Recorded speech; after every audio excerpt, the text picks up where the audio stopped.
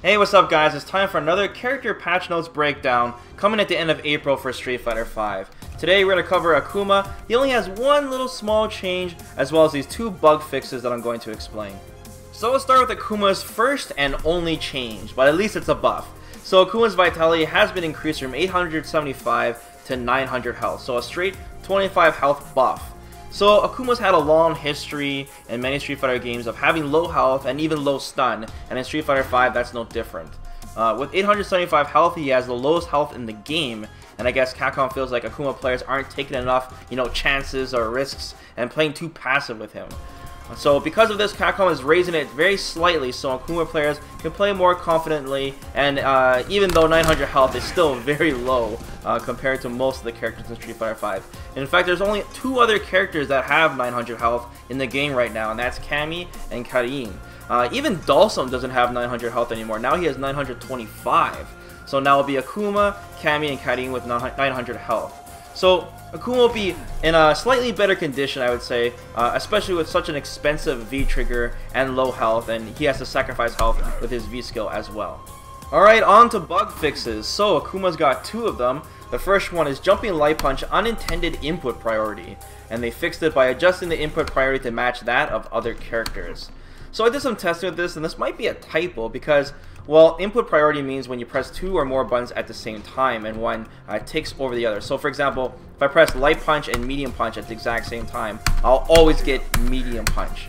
So they're saying that when I press light punch with something else, something that's not supposed to be coming out comes out. But everything seems normal on my side. So I don't know, maybe there's some type of button combination that wasn't working properly. I didn't hear about anything. But it's also possible that Capcom meant strength priority. So what I mean by that is Akuma's Jumping Light Punch is beating out medium and hard attacks from the opponent when they hit on the same frame at the same time. So maybe that's it. So I guess when Akuma does a Jumping Light Punch, if Ryu did a Jumping Hard Punch and they both hit at the same time, my Jumping Light Punch would win. So maybe they fixed that, but I don't know. Like I said, it could be a typo. It's also possible that Capcom has already patched this under our nose. So they might have changed it, so that's why I can't test it properly. But either way, it's enough information for me, well, not enough information, I mean, to know exactly what they changed.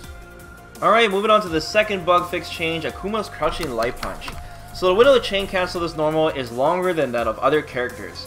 This allows players to input a light attack by chain canceling at the last possible moment, while simultaneously inputting another action, whether it be V-skill, special moves, etc. If the opponent attacked at the same moment, the other action would be performed. If not, Crouching Light Punch would be performed. So they fixed this by shortening the window to chain cancel this attack by 1 frame. So that was definitely a mouthful. If you guys are not sure what chain canceling is, it's when you cancel a normal into a normal. So as you can see, Akuma's Crouching Light Punch, I'm not waiting for his hand to come back to him and do the full animation. Instead, it's going from one Crouching Light Punch right into the other. So I did a little bit of research on this, so correct me guys if I'm wrong on this, but as far as I know, they did this change to remove specific option selects where Akuma could use this long chain cancel window of his Crouching Light Punch to buffer into pretty much anything he wants while staying safe on whiff.